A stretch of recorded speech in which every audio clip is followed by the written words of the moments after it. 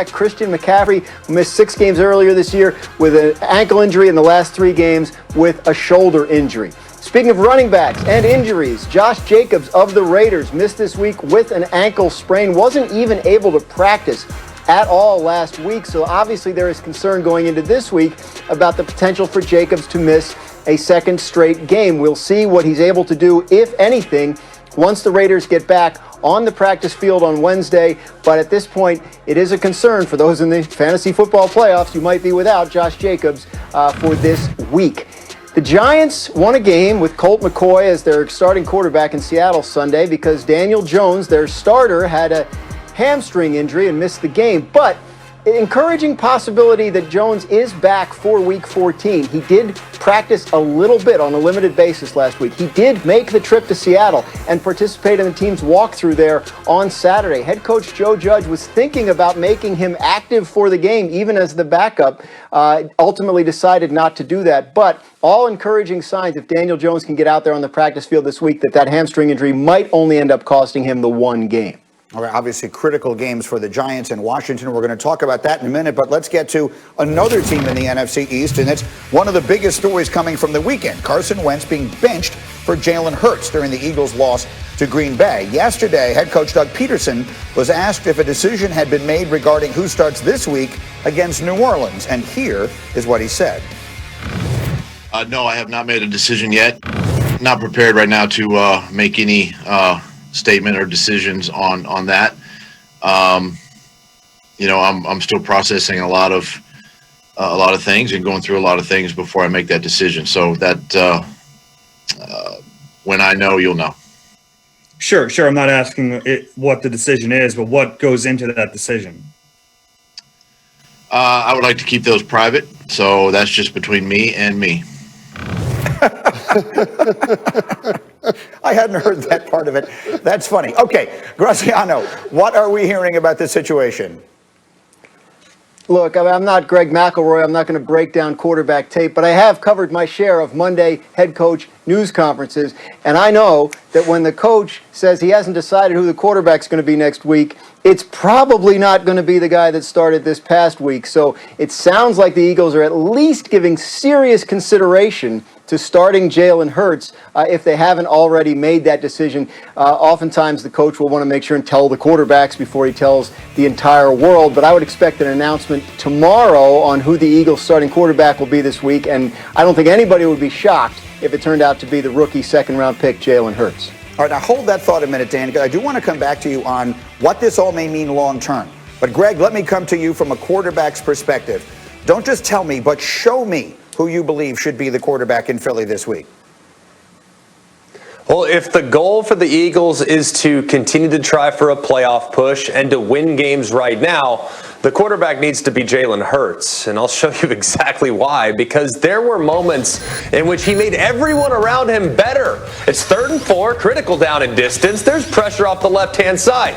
Guess what? The running back completely busts the protection. Thanks a lot, Jeff Saturday. Clean it up.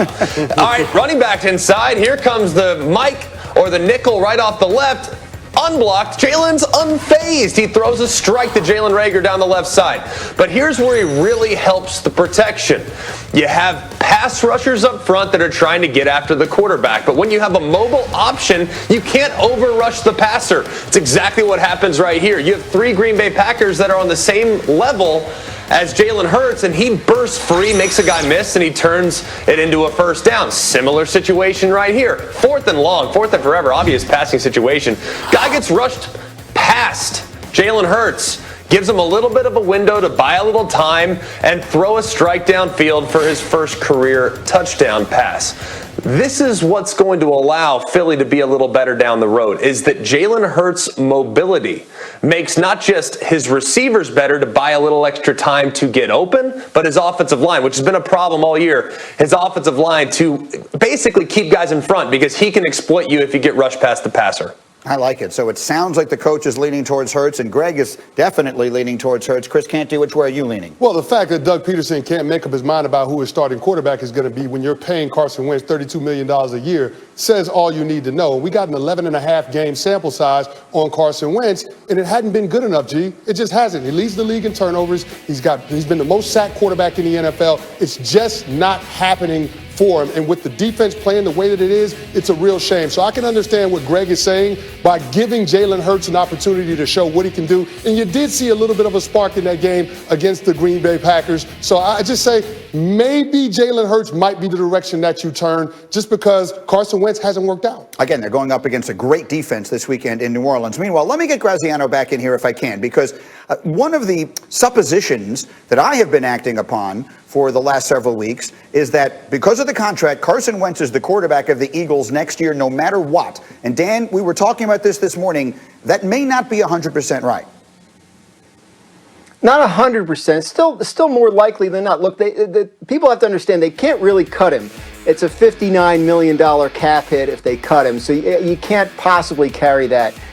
If you could trade him before the third day of the league year, when his $10 million 2021 roster bonus kicks in, the dead cap hit would be about $35 million. That's a wash. That's about what you'd be carrying if you kept him on the team as a cap hit in 2021. So if you could find a team that's willing to take a shot on a guy who's going to be 28 years old, that was once the number 2 pick in the draft, that has played well in the past, and the acquiring team would only have to pay him, I say only, about $25 million a year, not that $32 million a year. It's possible they could move on, but the Eagles would have to decide that it's done. There's no hope for Carson Wentz, and they would have to be willing to go with a very cheap option next year, and that could end up being Jalen Hurts if he shows enough over the last couple weeks. A lot of ifs there, but yeah, they could theoretically trade him if they decided they didn't believe in him anymore.